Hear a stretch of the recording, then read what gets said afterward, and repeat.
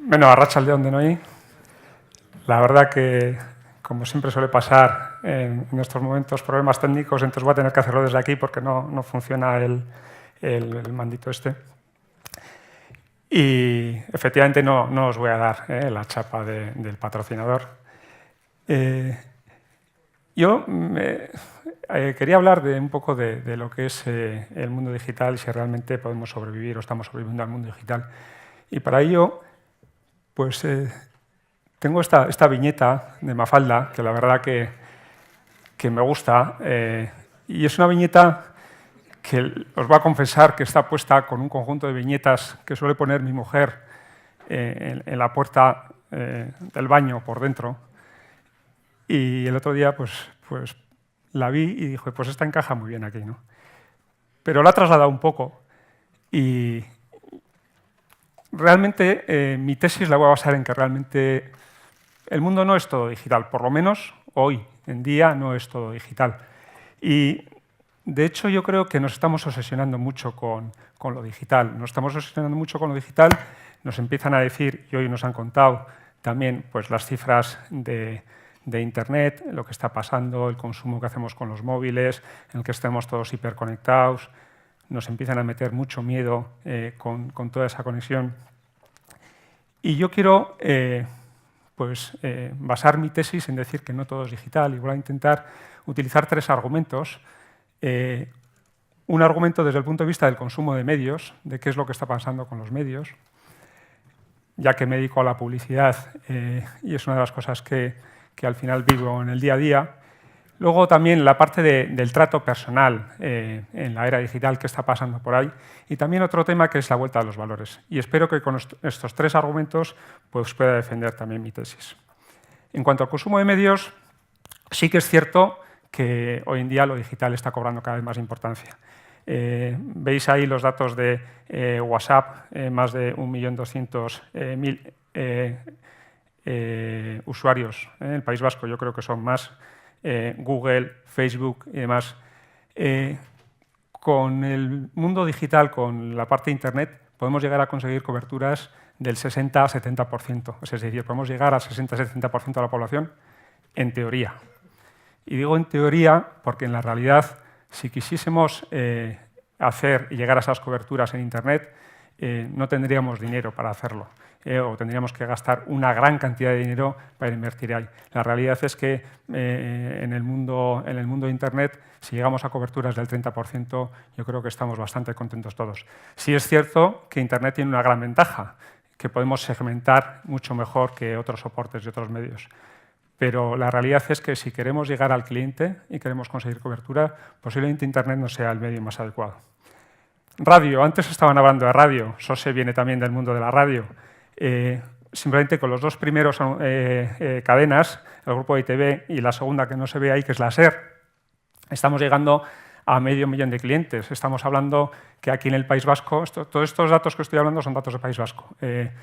Somos 2,1 millones de clientes, conseguimos coberturas del 30-40%, bastante económico y bastante barato. Yo creo que es un medio que le han matado muchas veces, pero que sigue estando presente y yo creo que está muy presente hoy en día también. Televisión, aquí en el País Vasco, ITV tiene medio millón de personas que ven la televisión en ETV. Ya simplemente con eso conseguimos unas coberturas bastante rápidas, bastante sencillas, obviamente muy poco segmentadas, a pesar de que efectivamente, bueno, pues dependiendo un poco de los programas, llegamos a un público, a otro público. Pero también es un medio que, como veréis un poquito más adelante, es un medio que sigue estando vivo y muy vivo. Y en la parte de prensa, País Vasco, somos una de las regiones que más leemos la prensa. Sí que es cierto que los lectores en prensa escrita están cayendo poco a poco, pero también es cierto que los anunciantes, y veis ahí pues que el Correo, quien organiza este evento, pues es el líder indiscutible en el País Vasco, y no digamos aquí en Vizcaya y en Álava, y el Diario Vasco, que también es de su grupo, del Grupo Vocento, pues son los dos soportes principales. Pero a pesar de eso, ellos ya se están dando cuenta que tienen que abrir otras vías de negocio. Una de las vías de negocio que yo creo que está funcionando muy bien son eventos como de este tipo, en la que, bueno, pues por un lado tenemos los anunciantes la posibilidad de ser visibles, de mostrarnos, y por otro lado, yo creo que ellos están aportando también su granito de arena a la sociedad, pues, organizando eventos que son interesantes, pues, por ejemplo, como hoy el de Innova para las personas que estáis hoy aquí. Y la otra vía de negocio, obviamente, que ya llevan muchos años trabajando en ella, es la vía de la prensa digital, la prensa online. Yo creo que aquí ha habido más vaivenes y todavía se está un poco encontrando el hueco.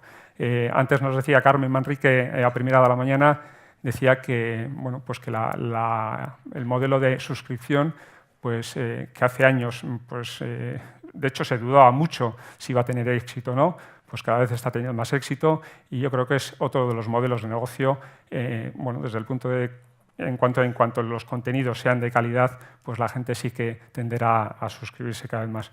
Y de hecho, en los soportes que utilizamos cuando hacemos inversión online, pues es uno de los soportes que más utilizamos también. Y cuando estamos hablando de coberturas, que os iba contando poco a poco de cada uno de ellos, si os fijáis los datos de coberturas, la televisión se sigue llevando la palma. Internet, en teoría, es el segundo, pero, como os decía antes, es imposible llegar a esas coberturas que nos marcan ahí. Y aparece otro soporte que también es muy interesante y que antes, cuando estábamos hablando de la comida, estábamos hablando también de ese soporte, que es la publicidad exterior. La publicidad exterior, que parece que en un tiempo que estaba un poco, bueno, pues dejada de la mano de Dios y un poco abandonada, vuelve a cobrar su importancia y cada vez empezamos a ver más cosas en el mundo de la publicidad exterior. De hecho, se está empezando a utilizar la tecnología dentro de la publicidad exterior, desde en pantallas líquidas que se pueden utilizar en taxis y demás, que bueno, ya se están utilizando en Estados Unidos, hasta, bueno, nos comentaba un comensal antes en la comida que ya el Real Madrid está llegando a utilizar cromas en su publicidad en el campo, su publicidad estática, de forma que se pueda ver diferente publicidad en China de lo que se ve aquí en España, ¿no? Cuando es televisado. Y si os fijáis, bueno, pues el resto de las coberturas bueno, no llegan a esos niveles. Pero sí que es cierto que cuando estamos comparando la cobertura, la inversión y la notoriedad, si os fijáis ahí los datos, fijaros en Internet. Internet, con un porcentaje de inversión alto, la cobertura, que es la línea azul oscura, bueno, pues baja bastante, ¿no? Y cuando estamos hablando de publicidad exterior, fijaros lo rentable que puede llegar a ser la publicidad exterior o lo rentable que es la televisión todavía hoy en día. Por lo tanto, lo que está pasando en los porcentajes de inversión que hacemos los anunciantes a nivel de España es este, que realmente el 30% de la publicidad se hace en digital y el 70% no. Entonces, llegaremos un día, como decía Carlitos, en el que todo será online, todo será digital. Pero hoy en día, cuando yo hay veces que hablo en alguna universidad y les cuento, oye, no os centréis solo en el online, que todavía hay un 70% que no es online y que hay que trabajar en ello. Y si nos fijamos en los datos a nivel del País Vasco, tenemos datos ahí hasta el año 2017, fijaros los datos de inversión en televisión. Y fijaros los datos de inversión en online, que es la línea rosa o magenta que está ahí, ¿no? La de Internet. Bueno, todavía hay bastante distancia, bastante camino. Los datos de inversión online del año 2018 en el País Vasco yo creo que andaban en torno al 20%, no llegaba al 30% de los datos a nivel de España. Por lo tanto, mi primer argumento, no sé si os he convencido, pero yo sí que estoy convencido que todavía, hoy en día, no todo es online. El segundo punto, el trato digital, el trato personal en el área digital. Esta mañana yo creo que en algún momento nos han asustado, si no estábamos ya asustados, de todo lo que se puede hacer con los datos, cómo nos están controlando, cómo nos están gestionando. Y la verdad que las personas, no solo por eso, sino porque bueno, empieza a haber un cierto número de personas que no quiere o no se siente a gusto con el tema digital y quiere que le sigan tratando como lo estaban tratando hasta ahora. bueno, se tienen que manejar, tienen que hacer las cosas y entienden y entendemos que tenemos que hacer ciertas cosas en el digital. De hecho, hay veces que es incluso más cómodo, pero para otras cosas, pues realmente la gente no quiere trabajar en el tema digital. De hecho, cada vez en el mundo financiero está empezando a ser más normal el tener un gestor personal en el banco, una persona que te conozca, que sepa quién eres y que no sea ni una máquina ni un operador cada vez, que le tienes que contar tu historia, le tienes que contar tus datos pues, más personales y no sé, contarle tu vida, y eso cada vez apetece menos. Y de hecho, por eso está pasando que entidades como podemos ser nosotros, pero también hay otras entidades que también lo hacen, en el que lo que se trata o lo que se busca es que el gestor personal de siempre, el gestor personal que te atiende siempre, se aumente sus capacidades con herramientas digitales y con herramientas digitales, pero que siga siendo el mismo. Es decir, hoy en día podemos estar más cerca de mi prima que vive en Chile de que otra prima que tengo aquí con la que no me relaciono, simplemente a través de los medios digitales. Y con el mundo de los negocios, con el mundo de la empresa, pasa exactamente lo mismo. Entonces, la clave realmente está en cómo relacionamos esos mundos, ¿no? Cómo relacionamos el mundo tradicional con el mundo digital y cómo juntamos esas herramientas, ¿no? El usuario puede querer empezar con el móvil, pero luego pues, no le apetece seguir, o no quiere, o no sabe, y quiere seguir bueno, teniendo la relación con una persona, que igual que las relaciones simplemente a través de una videoconferencia, a través de una llamada, a través de un email o directamente en la oficina.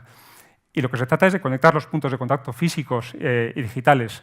De hecho, si os fijáis, cada vez está pasando más que las empresas que son netamente digitales están empezando a tener puntos de contacto físicos en las ciudades. Incluso, no sé, un IKEA, ¿no?, que siempre ha sido su estrategia de estar en grandes sitios, de repente se está acercando también a las ciudades. Y se acerca a las ciudades porque necesita tener una relación de tú a tú, que es imposible que se lo dé una herramienta digital.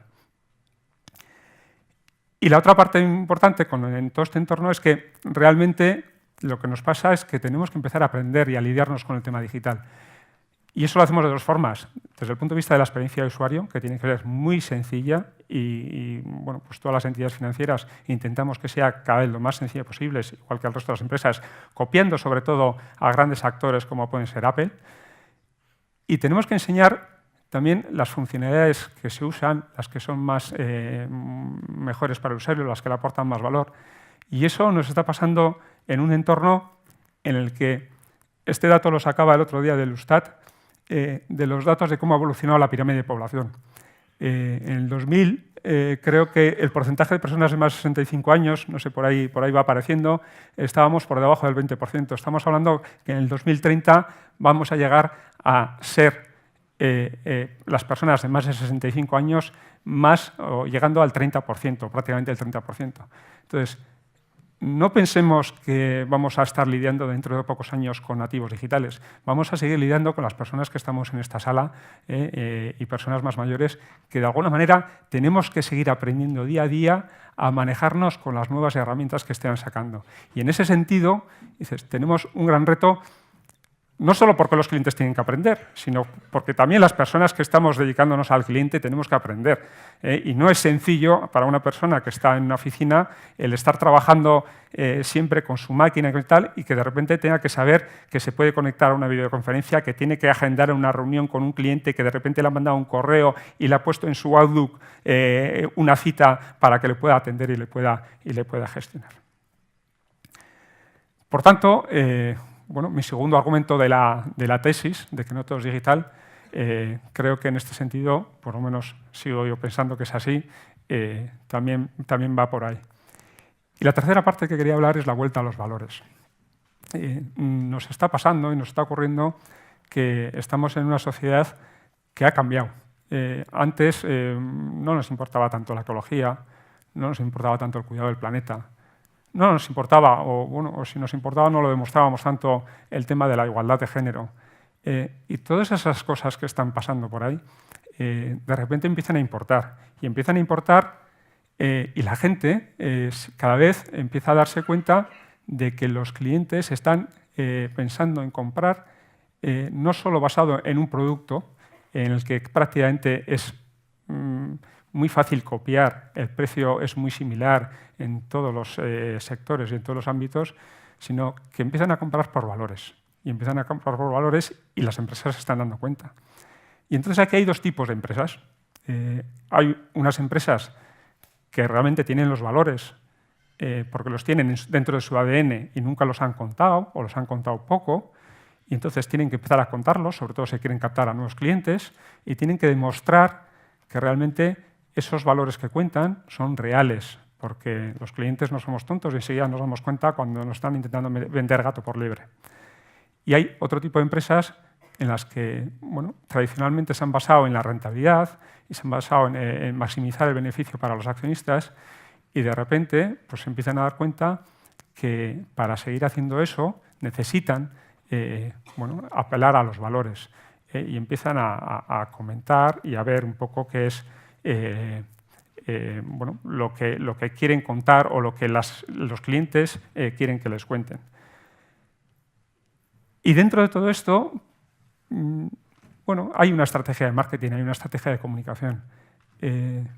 Será por una cosa o por la otra, pero realmente, en el fondo, lo que se está consiguiendo es un efecto en el que posiblemente la comunicación esté generando un efecto en la sociedad que hace que cada vez más las personas busquemos esas empresas con valores y a la vez las empresas cada vez quieran contar más los valores que tienen y los que no lo tienen, seguramente cambiar sus estrategias no solo de comunicación, sino estrategias de negocio para realmente tener esos valores. Por eso, y yo creo que para acabar, yo estoy convencido que tenemos un futuro mejor. Tenemos un futuro mejor como empresas, porque sea lo uno o sea lo otro, yo creo que estamos consiguiendo que las empresas pasemos a pensar más en la sociedad, empecemos a pensar que realmente parte de nuestro ser de la empresa tiene que ser aportar valor y bienestar a la sociedad y a tomar conciencia de que no todo vale y de que no todo es posible para conseguir una rentabilidad. Así que quería terminar con ese mensaje, ¿no? Yo creo que a pesar de la tecnología, yo creo que seguimos estando las personas, siguen estando los valores y yo la verdad que tengo una esperanza total en que vendrá lo que venga, pero como decía Carlitos, o como decía Snoopy más que Carlitos, el resto de los días vamos a seguir lidiando con las personas y no solo con la tecnología. Eskerrik asko denoi.